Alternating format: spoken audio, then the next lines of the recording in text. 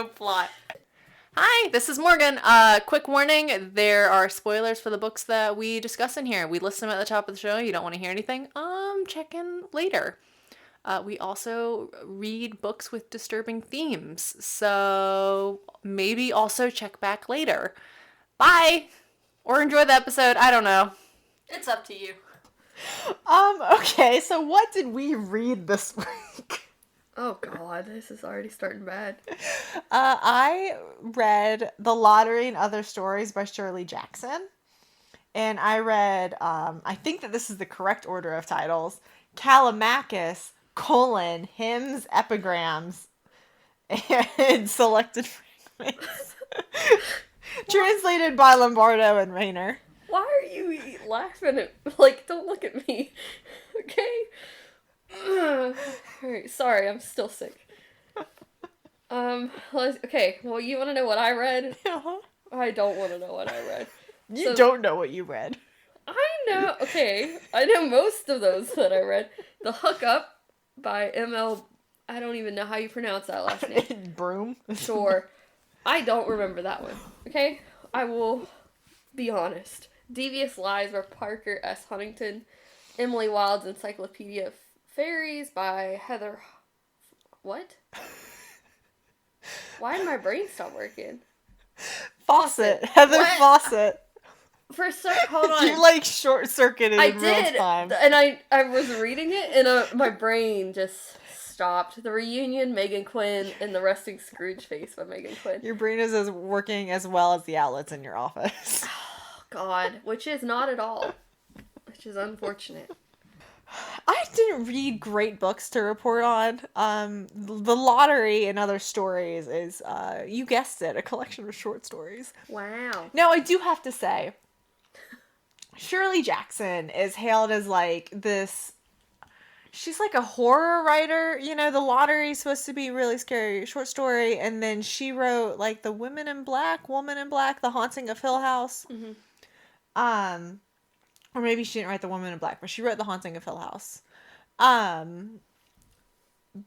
Reading this and, like, on it, it's like, here's some terrifying short story. There is nothing scary going on in any of the short stories. Now, there's unsettled... Are you looking her up? Susan Hill wrote Woman in Black. I knew it wasn't her, but I couldn't tell you who it was. I know I've read it, and I was like, I just have to look. Carry on. It's fine. No, thank you. So there's like 25 short stories in the book, and none of them are like deeply unsettling or unnerving. They're more about everyday annoyances of human life, except for The Lottery. The Lottery is genuinely unnerving. I bought this whole book just to reread The Lottery. I know I can read it for free on the New Yorker website. Shut up. But I wanted to read it in print. It hurts to read on a screen. Yeah, I know. I got eye problems. Oh, I'm just letting you rant to nobody. So keep going. But I wanted to own it because I do like The Lottery. But the rest of the short stories can just... I can leave them. Leave all of them. They're more about, like, annoyances of everyday life. I mean, there's one where this woman is, like, she made they're in, like, a big house on a hill, but there's a cute little cottage down the hill that she wanted to live in, but she's kind of oppressed by life and being in a family where, like, she married into it, and so she's supposed to live with, like, multiple generations of this other family. Mm-hmm. But she dreams about this house. And it's only unnerving in the sense that she, like, is trying to some sort of, mentally supplant this woman in her son's life into her life. Okay. Like, she goes in and she's like, oh, she painted the kitchen exactly how I would have painted the kitchen. Oh, God. Or she has the curtains that I would have had. Like, it's unnerving in that this woman is, like, she needs just out of her circumstances. And her mother-in-law is telling her to get away from that woman because the woman is friends with a black man. But, like, she ignores that until it becomes, like, she's inviting the black man over into her house to be a gardener. Uh-huh. And then that's too much and the racism comes out. Like, it's that kind of, like, everyday annoyances and, like, under your skin. Okay. type of stuff. Out of all, except for the lottery, the most, like, I guess, unnerving that the short stories get is that she has a character that she carries through many of her short stories, named, like, Jimmy Harris or James Harris. He's just your regular jackass man. And he shows up just to ruin your good time. Oh, no! Oh. So, like, that's how this collection of short stories is unnerving. Okay. Is it's just your normal, under the skin, I'm going to ruin your day. Oh, no. I kind of hate that. Although there is one that is, a woman, like, she's getting, like, dental surgery, which is already terrifying because it's got to be, like, the 60s or something. Stop. I hate dental work. And she's, like, getting on a bus. She's taking, like, codeine pills or something. And her husband drops her off at a bus station, like, at some ungodly hour. And she takes them, and she's, like, barely aware of what's happening. Like, she's blacking out on this trip to, I assume, New York City, taking these codeine pills. Oh, God. And on the way there, she runs into a man who feels a lot like Jimmy Harris, who we've already seen. But I don't think we learn his name. But he's like, oh, I'm just looking out for you. And she makes it to a dentist's office, again, like, blacking out for significant periods of time because she's on these horrible pain medications because it's like the 60s. Just constantly eating them. And yeah, and so God.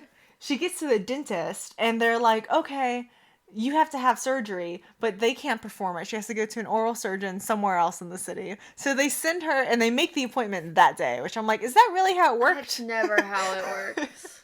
But she goes and she goes and she gets it. And again, she's given more drugs for the pain. And then she steps out and she's like so drugged out that the guy who, again, feels like Jimmy Harris, even though he's not named, is like, I'll take care of you. And then she leaves with him. Oh, God. I have no idea if that's how she released the short stories, but it's laid out that way in the book by the editors. Oh. And it was a good job, because it's like this buildup of Jimmy Harris being like worse and worse and worse and worse. Because the first time you meet him, he's just a shithead man. Yeah. Who is like, I'll marry you. Oh, no. And then he never shows up again. But then you learn in a later short story that the day that he was supposed to leave with this, it's always like older women. And by older women, it's like they're in their early to mid 30s. That annoys me. Leave the 30-year-old women alone. No. Jesus Christ. What have they ever done to society? But, like, in a later short story, you get what he was doing, and it's from another man's perspective, is, like, he has made a very nice little apartment for himself, and his female neighbor is coming over for dinner, but she invites someone else to come, and his apartment is a lot nicer than her apartment, so she pretends it's her apartment when Jimmy Harris shows up. And basically kicks the man whose actual apartment it is out into her dirty apartment. What a nightmare of a person. Absolutely not. I can't. He marries another woman in another short story. Who is like, he turns into really controlling, where he's like, you're not allowed to watch the news, you're not allowed to read the paper, you're not allowed to go to the movie. I don't think I like this man. I don't think I like him. I think he's supposed to be this sort of, like, devil character. Well, he's doing a good job. I know. But, like, that's the most unsettling I think those short stories really get. Real piece of trash. Yeah, it's just, like, it's the horror of everyday life. A very real life. You're not gonna get, like, hauntings or anything. But I would rather have that than just the nightmare that is being alive. Like, here's real life scenarios, and it's like, I don't want it. But if you read it, expecting horror, or I'm not sure what The Haunting of Hill House is. I think you've watched it. I've watched it, haven't read it. Okay. It's still sitting on my shelf. Is the show scary? Oh my god. Okay, yeah. It's so good. So I have no idea, but it's nothing in there is like going to give you nightmare fuels. It's not even going to haunt you for the rest of the day. It's just, you're going to read it and you're like, I'm a little uncomfortable, and then you move on. I still think about that TV show. It lives rent-free in my brain. No. You haven't read The Lottery, though, have you? No, I haven't. I'm going to tell you about The Lottery. Okay. Because this is the whole reason I read this book. Yeah. Was to get to The Lottery. I know. I think you sent me a link to... I did. I sent you the New Yorker. Well, to be fair... Like, the New Yorker got hate mail over I this. forgot that you did that, and then I never bothered going back to find the link. Rude. But The Lottery is like, this town has this tradition where every year they kind of like pull straws basically to stone someone to death. I love it. That's The Lottery. And there's like this whole build-up. Like, the town is gathered and everyone just accepted it. It's so we're just having like a Hunger Games moment. Yeah, it's just like everyone has accepted it. It's normalized in this town, which I think is really the horror for you as the reader, because you're like, why? Why would you do this? What is it? Because it's not like some sort of separate society. It very much feels like you're in like fucking Connecticut. Oh, God. In like 1950. Like, it feels like these people could be your neighbors. And so, and they're just gathered in the, the town square. We have a town square. Yeah. And the guy gets on it could be, your school principal or something. Someone really well known in the community. God. Who everyone knows is up on a podium going, all right, is everyone here? Is everyone here? Calling everyone by name. Very small town America. I'm hating this already. And they draw straws, basically. Okay. And and in the background, there's some little boys who have collected a pile of rocks. And so when it's revealed who has the bad straw, everyone just turns in that moment, no hesitation, and just starts pummeling them. Why? With rocks. Wait, what? Why? What are we doing this for? Are we Even having, the like, children. Are we having like a purge moment? It's not explained. So It's just tradition. Yeah, but why? Like, what was the first reason? Like, who was the first person? This is just what they do. Is it, like, sacrifice or, like... No, there's no... So you just... It's like election day. To death. Yeah, it's like election day. Wake up, one person, stoning day. One person every year. Stop. I need a reason as to why it's happening. I think that's supposed to be the horror of it. Is that there's happens. It just happens. This is just their culture. It's Everyone's their tradition. Accepted that it's a thing. Someone shall be stoned to death today. No, Exactly. Yeah. I need a reason. Like, I need some type of reason. There's really. I hear you. The but reason is I that need it's one. tradition. Oh, The God. reason is that it is tradition. I can't let that slide. I can't. Just. I need some reason. I can't. It's all I can tell you is it's just it's tradition. Fine. Just fine. So that's The Lottery and Other Stories by Shirley Jackson that I read. Mm-hmm. I don't think I would recommend it to anyone else unless you just really like short stories, because she has a very to me a very dry kind of style of writing that it's like I could get very bored with this just super quick easily. Getting that reading slump. Yeah.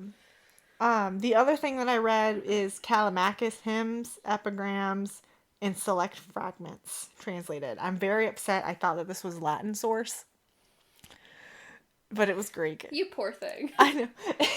I just hate that for you. I have no reason to I do have a little bit of reason because it's just I work with Latin. Not that there's any Greek in there. It's not like a front facing translation. I have no reason to be disappointed. Other than that's what I thought. Someone's just a little snooty. Yeah. I mean, I feel like Greek is even snootier. Oh, you leave the Greeks alone. You leave them out of this. I don't have a whole lot to report on Callimachus.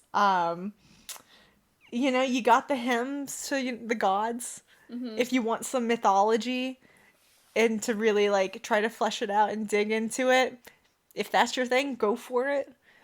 They were a little better than Hesed's hymns.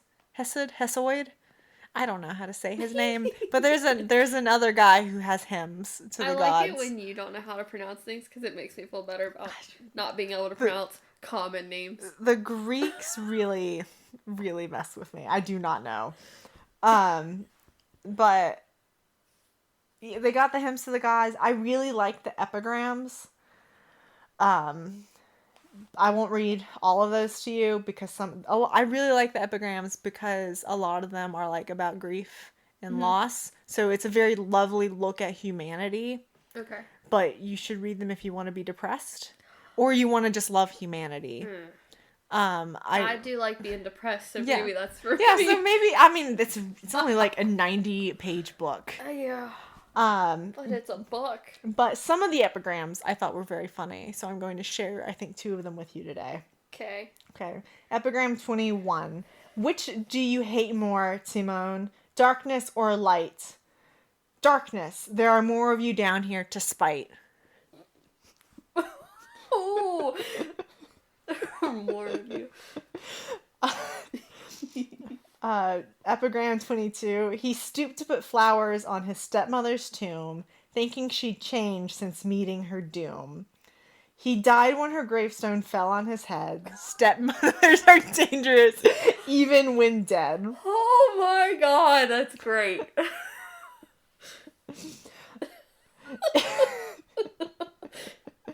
Epigram 24. Is Caridas beneath this stone? Yes, if you mean Aramis's son from Green on his tomb. Caridas, what's it like below? Dark. Are there exits? None. And Pluto? He's a myth. Oh no! All I'm telling you is true. But if you want the bright side too, the cost of living here is low. Oh my god. Alright, those are great. And then there's selected fragments, which are just like borderline nonsensical. Because they are truly just fragments. Now there's a lot of notes if you want to get into notes, but unless I'm working on something, I'm ignoring your notes. I fully love and respect that they're there though. Yeah. I have other things to do though when I'm reading for fun. Well, those were beautiful. Thank you. That's all I can say. I really like the cost of living is low. Just like the tombstone fell on his... That's... I can't. Oh god, okay. Well, you want to hear about some things I read? Oh yeah, definitely. Please tell me about your unending book pile. Okay, leave me alone. The first one, we're gonna just go ahead and get it out of the way. The hookup. Alright? I saw that I read it on Goodreads. Hear me out. I was like, let me compile my list for the episode today. And I was looking, I went, I have no memory of this. Like, not even a hint of a memory. No clue what this was. So, I was like, you know what? The best way to figure out what this book was about, let's read some reviews on Goodreads to maybe jog the memory.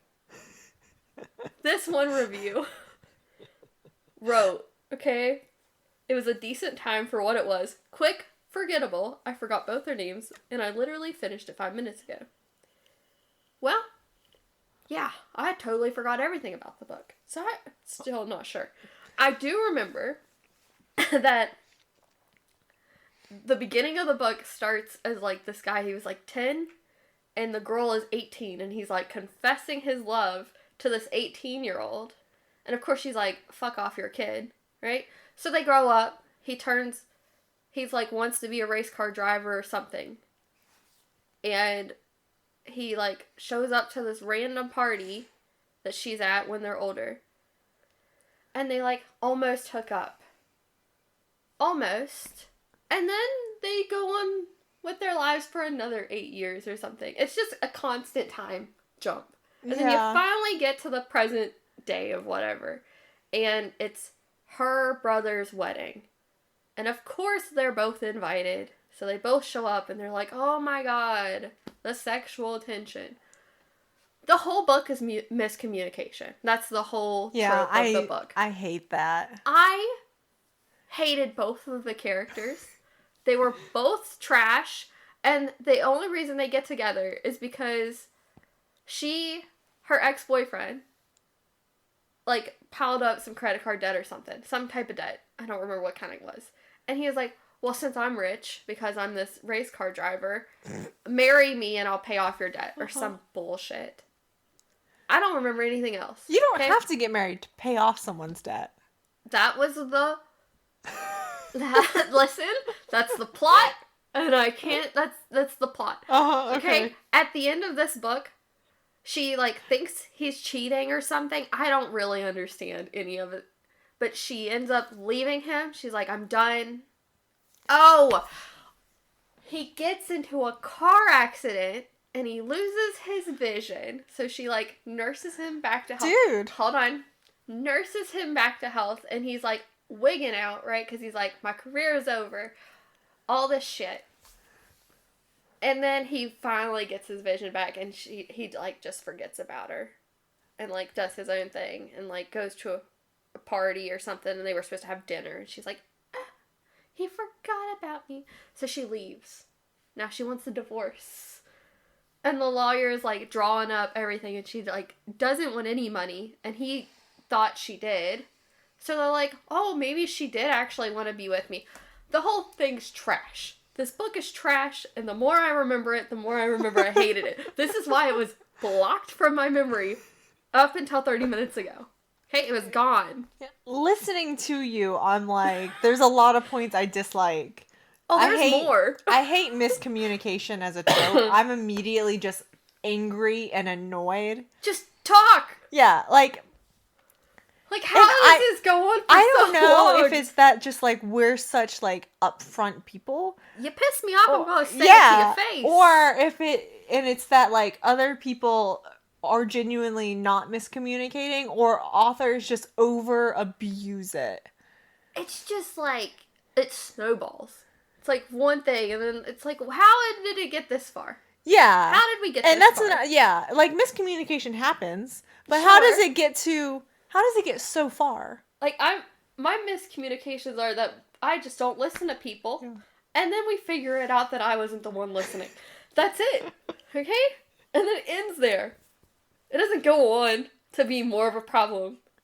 Like, your whole relationship's how? Yeah, I don't understand. And then, like, if you marry me, I'll pay off your debt. You could just do it. Right?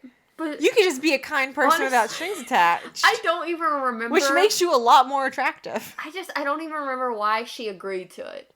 Like, it wasn't even that much debt. It was like 20,000 or something.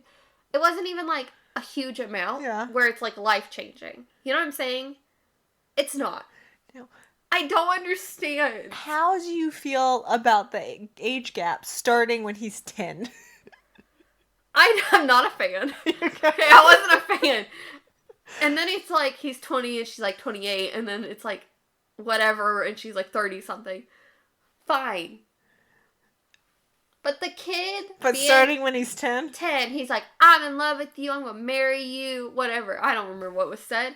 But he, like, confessed his love to her, and, like, she's like, I'm going to college. So she goes, and it's like, well, duh. But then they, like, meet at a fucking party, and it's not awkward at all, and they're, like, making out. This guy was your brother's, like, your little brother's best friend. Your little brother's best friend. I'm like, that's kind of weird. Like, I don't mind age gaps. That happens naturally in adulthood. Sure. When you meet people who might be a different age, who are other adults I would also that you connect with. It to start in adulthood. Yes. I would have rather, because it's like, how do you get over knowing that, like... have the history. If he's your brother's friend, you saw him all the time as a little child. Like, when you are not a little child. Right? 18, 10. Like, if she was, like, 12... Sure, a couple Or years. 14. Like, I would give it, but 18 10 and 18. That's like, someone should have been like, why don't you cut this part out of the story? Honestly, it didn't really add anything to it. Why not just cut it, rework it, just get rid of it? The only reason it was in there was to be like, oh, he's always been in love with her. And only her. That was it. But again, you could have only reworked point. that to make it work when he's like 20. Honestly, yeah. It was like the whole beginning. And it doesn't make me feel quite so queasy. Well, it's, yeah. Yeah. If they would have started at like 20 and 28 and they met at the party or whatever. Woo! Your little brother's best friend. That makes me queasy. Yeah. And he like talks about like her hanging out around the pool and I'm like, this is giving me ick vibes. Like real ick. And I am just... Anyway, red flag. I really think I repressed this whole book because I hated it so much. It was so dumb. Like, and the female main character had no backbone, like, at all. She's just like, oh, okay, whatever. And I'm like, say something. Do What's the anything. point of having, like, clearly an intentionally much older woman if you're not going to give her, like... She wasn't mature at all. I would say she was maturity. less mature than the boy that was 8 years younger. Yeah, see, that doesn't make sense to me. I don't... Because if you're gonna, like, No. usually with age gap narratives, one of the concerns is, like, maturity. Yeah. And life experience. That's more believable than miscommunication. Right? Like, those are more real problems. Yeah, no, it's just straight miscommunication the whole time. I gotta get past this Yeah, book. let's go. This is the book I didn't even remember, and I'm so fired up about Tell it. me about Devious Lies. Oh, let me tell you. So, do you remember the book, My Dark Romeo? It was the one I said it sounded like a 14-year-old said they knew how sex worked. Okay, so you remember that book? Yeah. Okay. I was like, you know what? Let me give this author one more chance. It was like, I don't even know how many pages this book was, but it was so long, and the plot was so dumb. Okay? So, you start out at the beginning of the book, you're like in high school or something, and it's like, the girl is from like a really rich family, and the family owns a company that like keeps the town working. With you, it's always really rich family owning a company. Yeah, they are. Okay, we've got the really rich family owns the company. She's rich. The boy works for his family works for that company. I don't even remember what they do. Anyways, it was found out like there was like some insider trading or some other bullshit. So the company goes under. The dad of the boy loses his job, can't afford his meds anymore, dies. This boy then now holds a vendetta against this family, the rich family, because of the dad dying. I don't know how he got to that vendetta, but it's how it happens. Sure. And he grows up, and he actually had a journal of like all of the whatever that was done illegally of like the company. He somehow had a record of it. So he used insider trading to then make himself rich and own hotels. Okay? The girl is now poor because her family like lost everything. She has a trust fund. She does not touch the trust fund. So she like just makes herself poor. So she's like, so she's intentionally impoverished. Mm-hmm. So she like doesn't eat enough. So they like describe her as like real skinny and frail. And she doesn't have fancy clothes anymore. And she can't afford food. And she like, in college, she, I don't know, ate ramen and like only had one meal a day. That's just normal college experiences. No, well, my problem is the bitch had a trust fund. It's not my fault you didn't want to fucking touch it. Because she's like, it's blood money. And you still have to live. Right? So she can't get a job because she's like an interior designer. No, fashion designer. She wanted to be a fashion designer.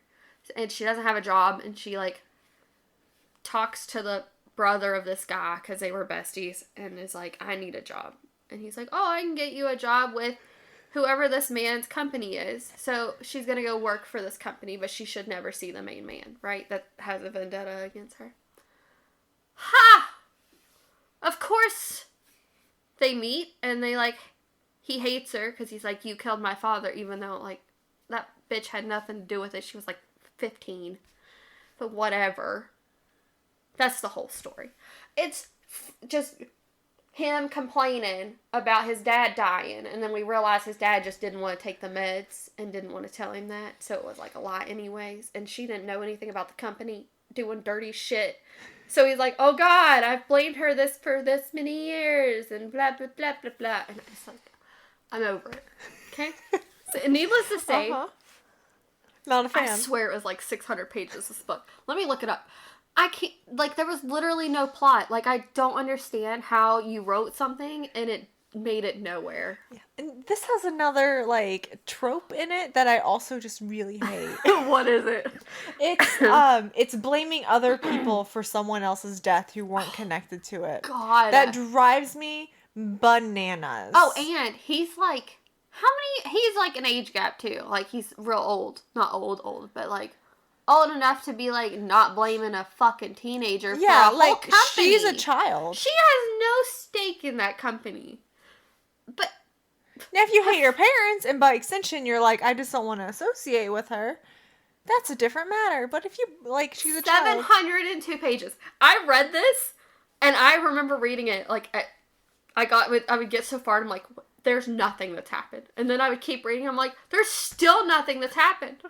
How are we still here? And she, like, so she, like, leaves her college town, and then she starts sleeping in a closet in the hotel because she's, like, not using any of her money from her job because she's paying for, like, someone's college tuition. It's the dumbest motherfucking book I've read. I gave her another chance. I gave this author another chance. You're not getting the third. It? Parker S. Huntington. Okay, My Dark Romeo. Awful. I'm still hurt by that book. You'll forget eventually. And I'm hurt by this one. You'll forget eventually, and you'll read another book by them. No. And you'll be like, why do I know this woman? I just know. Listen. That's how I felt reading Julia London. I was like, I know this author from something, and I wasn't impressed. But I knew this. No, you did this willingly. I knew, and I was like, you know what? Let me just give her another go. Uh-huh. If it happens again, I'm lighting myself on fire. I can't sit through another book. Like, 702 pages, Morgan. That's double of the books I usually read. I hear you. God. Alright. I've got to move on. Uh-huh. We're skipping the book you want to talk about. No, why are you doing this to me? So I'm going to talk about the short story that I read called Resting Scrooge Face by Meghan Quinn. Yes. Okay, Your favorite author. Literally my favorite author. I could read her books all day.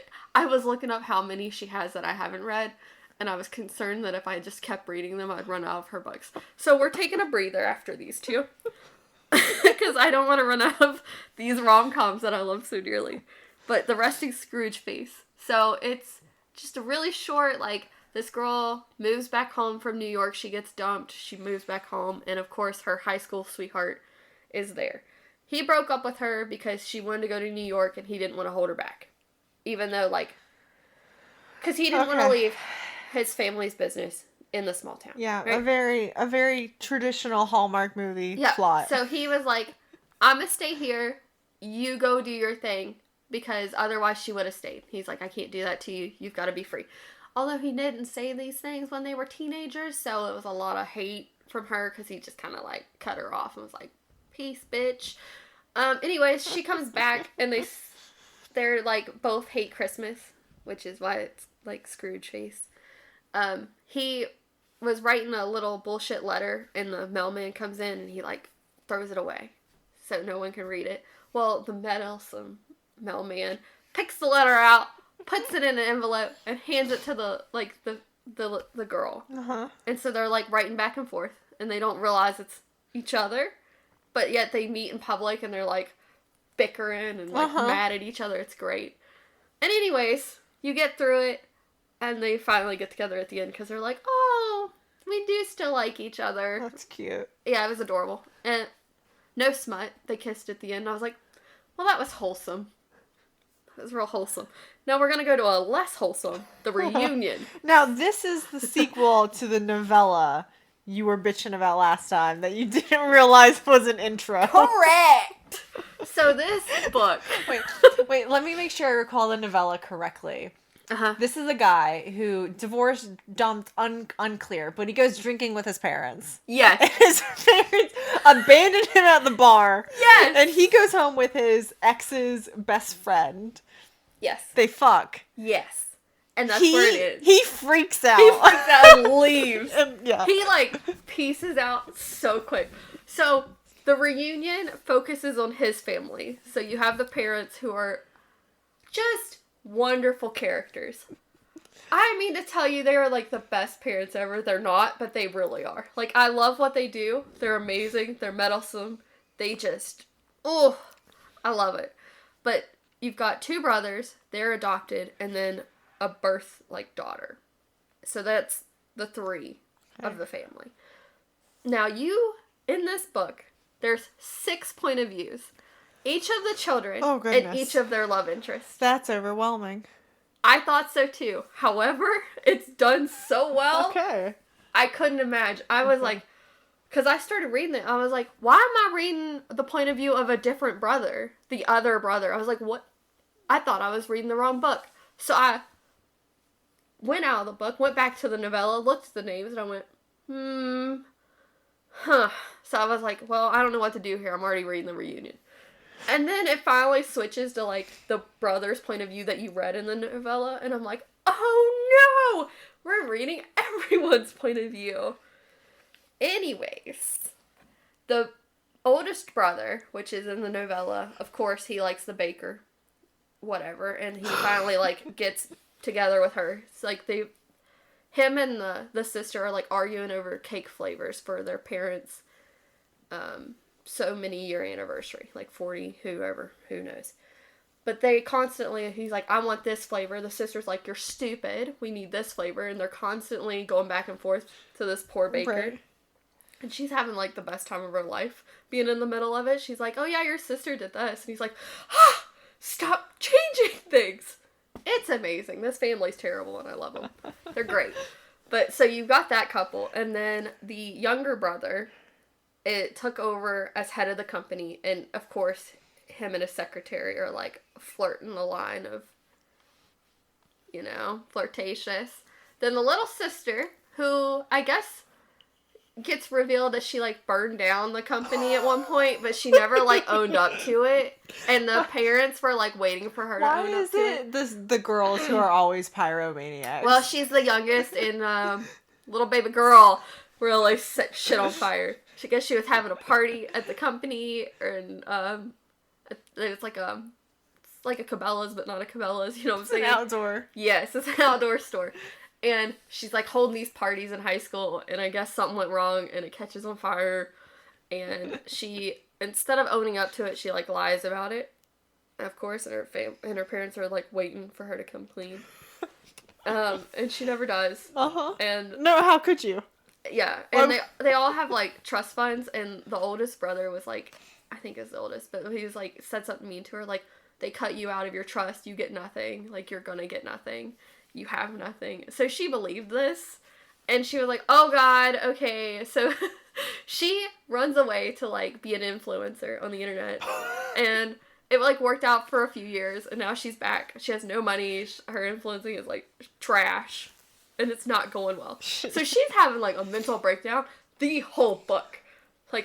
Full-on mental breakdown. And the guy she crushed on in high school is, the doctor of the town. And she doesn't, recognize him because he's, hot and muscular and not, the little skinny kid anymore. Yeah. And she gets drunk with her wine. And she, falls off a table or something and breaks her arm. So she has to, go to this doctor who she doesn't remember who he is. And she's, plastered, and was, saying how nice he smells, and, he's handsome, and all this stuff. And the mother is, getting kicks out of this, because she knows when she wakes up, she has to take her back to get her checked up. It's amazing. It's a disaster, and I love it. I just love Meghan Quinn. She's so funny. It's so good. I don't really have anything else to say. That's just, I love those books. Every single one of them are worth reading. 5 stars. Okay? 5 stars. Alright, Morgan, what book you want me to talk about? Please tell me about how you feel, your thoughts, feelings, emotions, your love of, because you have no other option. So, Emily Wilde's Encyclopaedia of Faeries by Heather Fawcett. Yeah, I purposely have chosen not to rate it on Goodreads. Oh, Give Morgan so mean. any information at all. You're so mean. Other than the occasional Snapchat of you going like, this guy's a little suspicious. He's a little sus. What's wrong with Wendell? Wendell is a little sus. I was about 50 pages in and I went, he's a little sus. I think that's when he showed up, unannounced. No, I love Wendell so much. He was just like, I'm here. And it's like, and he's using those 2 students as like lackeys. Yeah, and Emily Wilde is like, what are you doing here, you hack academic? Like, why are you here? Like, you've lied about all of your stuff. Like, I know we work in the same department, and I, like, see you, but, like, what are you doing here? And she's convinced that he's, like, trying to take credit, I think, for her work for a while. Yeah. Oh, it's great. But it's only, like, a half-serious suspicion that he's there to steal his work, because none of his work is, like, actually really good. But everyone also loves his work for some reason. I think it's just because he's, like, likable. He's too likable. He's so great. He's very impressionable. Oh my god. She is too relatable. And that's a real issue because she doesn't like people. And she goes to this small town and just fucks up every time she talks to anybody. She doesn't understand small town like that at all. She just keeps fucking up and keeps fucking up. And she's just so not personable. And she's very standoffish. She's like, I'm not here to fuck around and talk to you guys. Yeah. I'm here to look at fairies in the woods. And everyone hates her for it. Well, because, like, she offended the main lady of the town by trying to pay for her meal or something. Yeah. Oh my god. The town people. Wonderful people. Like, they brought her burnt bread or something. Yeah. I love this book. I'll just say it. 5 stars. Just learning more about Wendell and his, like, uppity personality gets me every time. And his judgment toward her clothes at one point. Oh, yeah. He's like, let me fix them. And she walks in and he's, like, bent over. Yeah, just sewing his life And they away. come out better quality than what she bought them as. Just to him, he's amazing. Everything he does. I do like that when she got the enchantment or whatever stuck on her finger, the ring, that she just willingly, like, goes on. She's like, oh yeah, this is happening. Like, in her body, she's going, yeah, this is what's going on. And then she just chops off her finger. And I'm like, what just happened? This woman just chopped off her finger. And then she's like, well, I've got to go anyways. And it's like, what do you mean? You still gotta go. And then she leaves, like, poor Wendell a note of, like, hey, I'm gonna go free this king from a tree. Blood dripping. She's so calm about it. I remember reading that part. I'm like, she's not really gonna do it. There has to be a way. This is a children's book. I was hoping at some point Wendell would be like, oh my god, you're bleeding, what's going on? No, she somehow manages to get in the house, write the note, and then leave. And is like, don't stop me. And then she goes off, and then gets trapped by this terrible king that's just like, I'll marry you, you'll die anyways, we'll be fine. Time's irrelevant to you humans. It's like, what the fuck is happening? And Wendell, who prides himself on his looks. Oh, his beauty, yeah. Makes himself the ugliest motherfucker she had ever seen. I like that she goes, at one point, I don't remember what it was, but she was just like, oh yeah, I can't even tell a difference. And he was like, like, scoffed at that statement. Oh, Anyways, I can't wait for the second book. Its book's great. I'm trying to think of what other part I liked. I like the dog. Shadow or whatever his I know. name is. And like, I had no suspicions of the dog the entire time. I was just like, dogs are just like this. I did. I just assumed that dogs... When she said it didn't leave any footprints behind, I went, oh, that's a sus dog. Wendell is sus. That dog is sus. Well, when she said that, I went, suspicious. Right, but before that point, you're just like, dogs are just like this. Of course, they know things. Lazy dog. Yeah, it's just a dog. It's just a dog. And then eventually the charm gets removed and it's like a really gruesome, it's like a really crazy creature.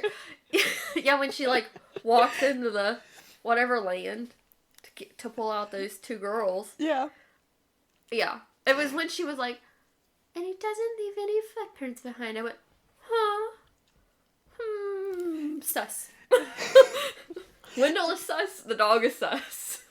I love that, she's like she's an older protagonist for like a children's or young adult story. Yeah.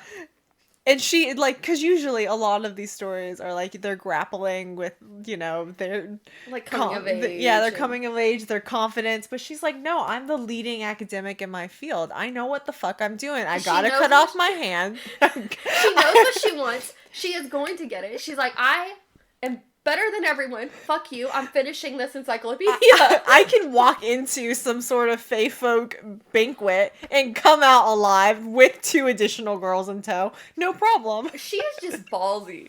She's like, you know what? I'm gonna do it for the story. Literally, that's her whole personality. It's like, I've got an encyclopedia to fill out. She don't give a shit about the people. She's like, I'm gonna do it for the story. Yeah. For real, that was her whole, like... I have an encyclopedia to fill out. And no one's going to fucking stop me. Oh my god, it was so good. Oh, the proposal.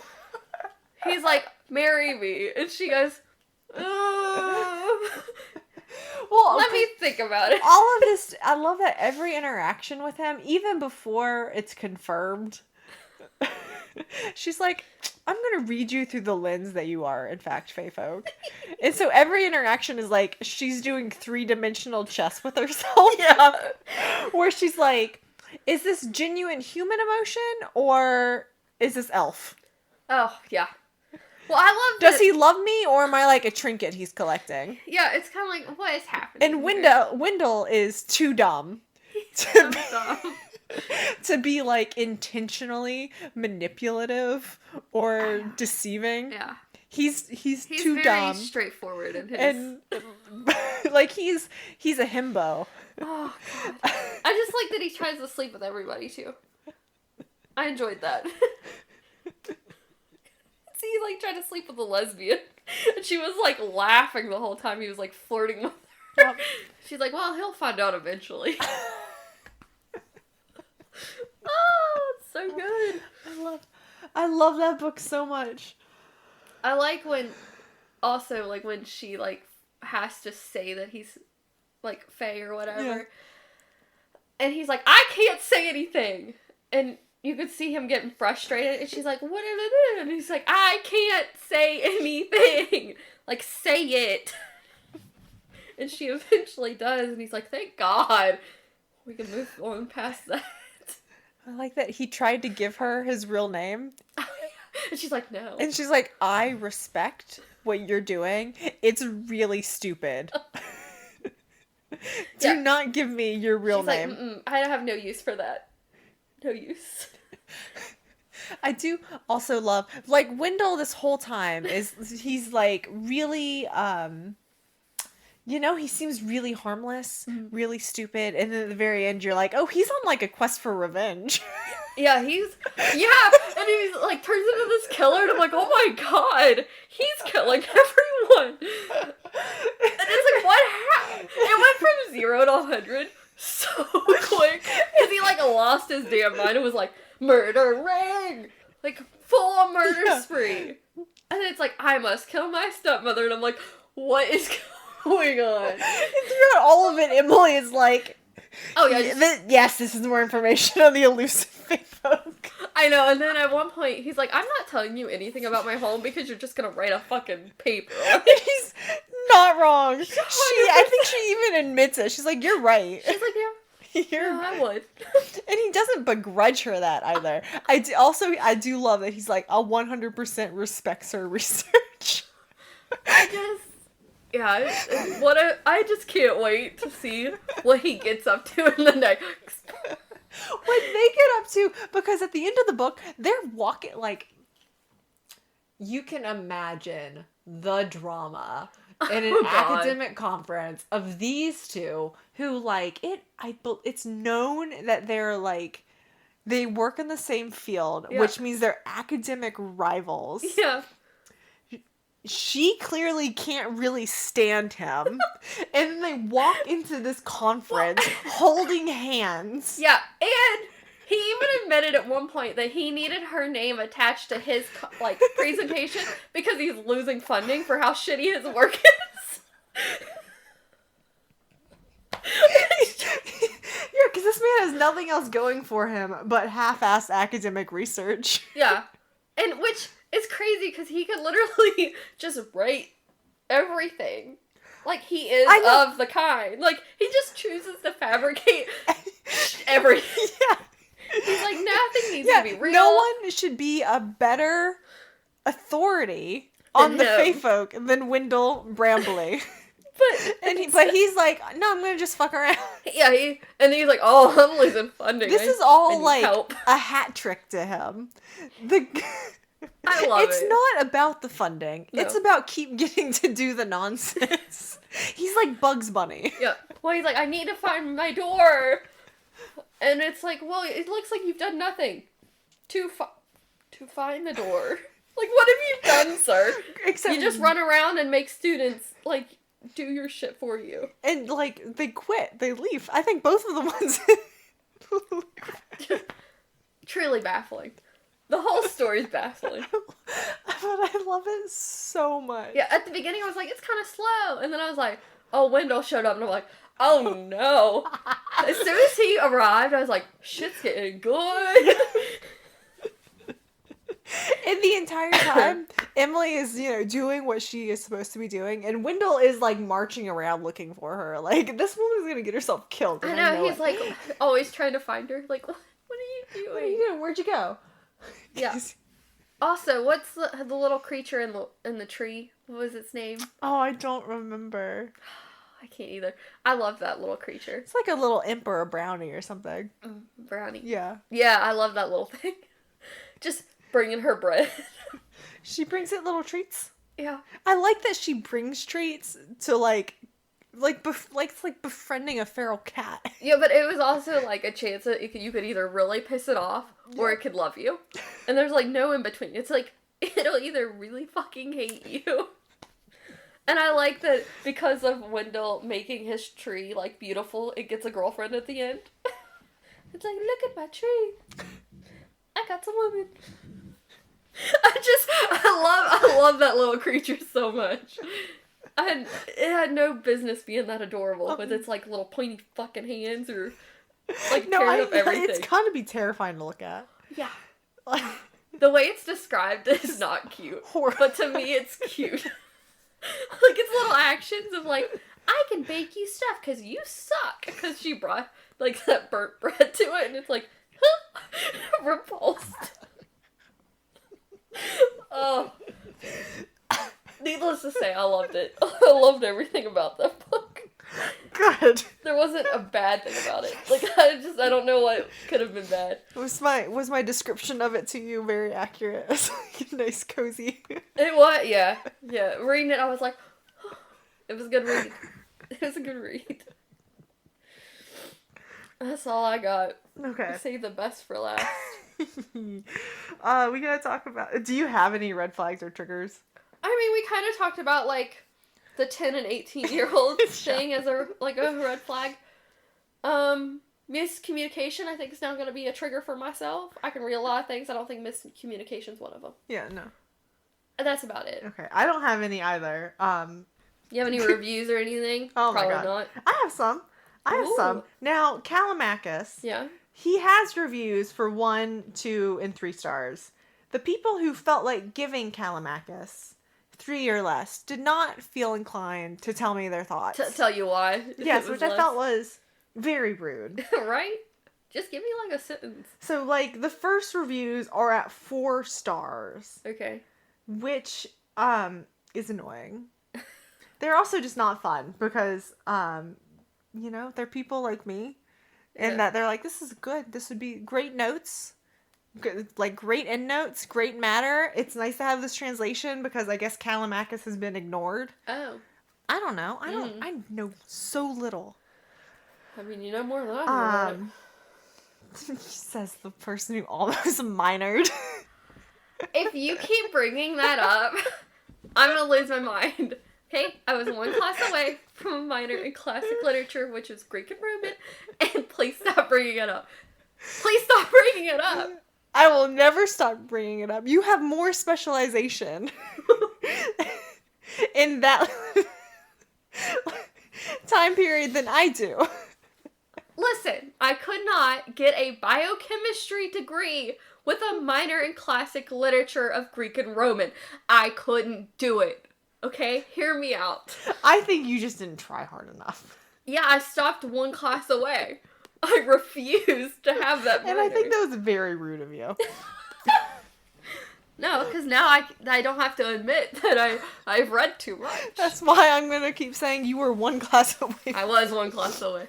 You know, it's a fair statement. No, I do have reviews for The Lottery, a short story collection about Shirley Jackson. Okay. And there are a bunch of 1-star reviews. And they are all my same reaction of, this is not scary. What is happening? Like, what are these? But one person took to going to highlight certain short stories that were not at all scary.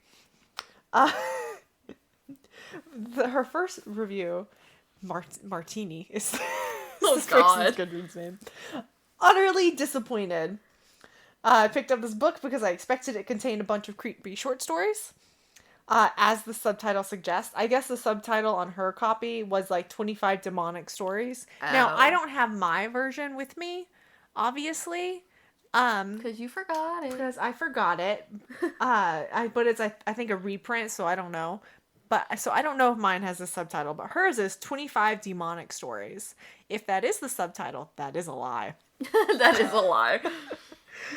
So like she's like, I was in the right mood for something slightly scary, but all I got was just a collection of short stories of almost normal everyday life. Now she highlights 3. 2 little girls who get talked into believing that sailors on shore leave are bad guys. Oh. Not creepy. This is true. This is a short story. And not creepy. All of the creepiness exists in the older women's heads. Oh, God. Like they're imposing onto the little girls that they should be afraid of sailors on shore. Stop.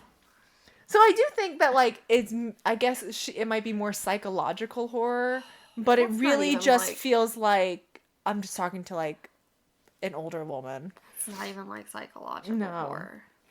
Now, to be fair, I don't know a lot about the horror genre. I know a little. And then, I know you do. The other one that she highlights 2 more. A man who invites his neighbor over for dinner, and when I told you about this one. This is the Jimmy Harris one. A man who invites his neighbor over for dinner, and when another visitor appears, the neighbor pretends that it's her apartment they are in order to impress the visitor. Also not scary. No. Really annoying and audacious. Yeah. And then a woman who waits for the man who has promised to marry her. When he doesn't show up, she tries to trace him. Also not scary. So it's like, yeah, it's all of these are just like, none of this was scary. Some people are like, I'm actually just unsatisfied. Even with the short stories, like the structure, some of them are like, it's just like unfinished. Okay. Like, I think that you run into that though with short stories. Yeah. Is that sometimes you're just like, it's not always a full narrative arc. Yeah. You just gotta let it be. And I think you see that too with the like reoccurring character of Jimmy Harris. Like she clearly is just like, I'm not done with this little demon man that I've created. This piece of shit's he's got legs. Yeah, he's gonna ruin more people's lives. I'm not done. He just has to bring pain, suffering to everybody. And then there are people who are like, I'm just done with Shirley Jackson. I'm like, well, she has other work. Yeah, that's fair. But I like this one from Kay. Thank God it's over. There's a whole bunch of question marks. Most terrifying? Thriller? Truly horrifying stories? I must not be intelligent enough to grasp the aspect of these short stories. I think they're mislabeling these short stories. And Bree wrote, what the fuck did I just read? I love that. Oh, God. Stephanie said, either Shirley Jackson is the most subtle, brilliant author ever born, or I am missing something. Oh, that's unfortunate. I'll stop. It's just a whole page of people having the exact same reaction to this book and being like, I'm not afraid. Yeah. Alright. I have a 1-star for the Devious Lies. Now, this person wrote, I am so upset. Okay? Now it says, hi, welcome to my rant review. Please grab your popcorn and candy now. Oh, if you like this book, look away. This review's not for you. So it's for me. This review's for me. So, she rated it 1 star. We're going to skip a little ahead. And she said, this book may contain trigger warnings. Yeah, this book is terrible, may cause a reading slump, may die of boredom, etc. On a serious note, the only trigger is sexual assault, which doesn't actually happen. It's like, almost happened. She kicks him in the nuts and she runs away. Okay? And then she wrote, you guys want to hear the funniest thing about this whole book? At the beginning, there's a note from the author, and she is saying how it took her so long to finish the book. She scrapped the entire thing, started over, and then finally went, one day it all clicked. Bah ha ha, girl, what exactly clicked? Because it wasn't any part of this book. And then it says, I do give her props for writing a 700-page book, too. I could never. So, yeah, I agree with that 1 star pretty well. But that's all I got. You didn't have any 1-star reviews for Emily Wilde, or are you not taking any criticism? No criticism. I'm accepting no, unless you want to take criticism, I'm accepting I do none. want to see what people said. I absolutely refuse. Because it was just such a cute, like, book. I loved all the characters. Like, I just... I already have beef. Oh! Well, Go. It's just, you shouldn't rate a book. Oh, God. Oh, I can rate mine now. When it's just not something that you want. Oh, like you're complaining? Yeah, like, if you want the book to be something that it's not, that's not a fair and valid review or criticism. So, like, number 1 for 1 star is talk about how gave them a 1 star because the cozy fantasies just aren't for me. Sorry, I just saw it, and I'm also arguing. Yeah, like, what, if it's not for you, if you just wish that wasn't what it is. Back away. Yeah, just, like, don't leave a review. Well, that's how I feel about these dark romances that I read. Clearly, they're not for everyone. They give you all the trigger warnings. Yeah. And then they go, well, I didn't like that. And it's like, it was in the warning. Yeah, you knew what you were getting into. Back the fuck up and turn around. Close the book and go away. Yeah, like, you don't have to tell us you didn't like it because you don't like that kind of book. Yeah, and, like, if you're reading something, and no matter what it is, like, this is one of the, like, most important lessons that I learned in graduate school, was, like, if you're reading something and your review is telling the people what you wish the book was, then it's not actually a critical engagement with the material. No, because you're just saying, I wanted something else. Well, it's not. So, here we are. Oh, yeah, I'm reading more 1 stars and I'm just angry at these people. Writing felt stiff. Clearly, they didn't get to where Wendell was just a delight. I do like when people are like, it's safe to say I won't be continuing the series. That's fine. Yeah. It's like someone going, you're gonna lose my business. Oh, I know. It's like, okay. Well, I mean, you can tell that people don't continue series because, like, the first book will have this many reviews, and then I'll have, like, 100 less, or, like, however, a fraction less. It's like, it's not for everyone. And you just have to accept that. Yeah, that's okay. Like, good for you. I don't care that... I will. When it comes out in January, guess who's gonna still be reading it? Both of us. Oh, absolutely. I will be at the bookstore. We may have to do, like... a tandem read, like both of us Oh, together. yes. Nice transition. I got to pick a book now because we're in your library. Sure. Because we're in the living room, I've already picked the book. Yep. I am so inclined to go and pick a different book now, just because you enjoyed this one so much. I want you to read something else. You made your choice. I know, woman. I'm already here. You're But you know what? already here. We have the next episode. Oh God, yeah, okay. What do you got for me? Okay. So the book I grabbed off of the shelf. I should talk to the mic. The book I grabbed off of the shelf. Yeah, instead of the other way. Instead of the floor. Is one of your other birthday book. It just seems like it'll be nonsense. The Summer of Broken Rules. Yes. It'll be added. Now, the other book that I grabbed at random looks suspiciously like the other book that you're currently reading. Oh, it's not though. Hooked on You. What is it? Okay, sports romance. Hockey, I think. It is. Well, it's up your alley, but the dark cover makes it look like it's going to be darker. Oh, alcoholic has been. Oh, God. All right, thanks. You're welcome. I'm greatly appreciated. You're so welcome. Okay. Now we have our call to actions, and I made a list. Yeah, because I never do it right. Okay, so you can follow us on Spotify, Apple, Google Podcasts, or now YouTube. Wow. I know YouTube was very kind to just let me put our RSS feed into it. As of September, we can do that apparently. So on Spotify, specifically if you're on mobile, you can rate. I don't know why you can't do it on the desktop app. I wouldn't worry about it. I am almost never on the Spotify mobile app. So that'd be nice. Apple, please leave us a review. I don't know if you do anything on Google Podcasts. I couldn't see where you do something. And then on YouTube, like and subscribe. Woo. And share with a friend. Yeah, please. Thanks. Okay. That is bye-bye.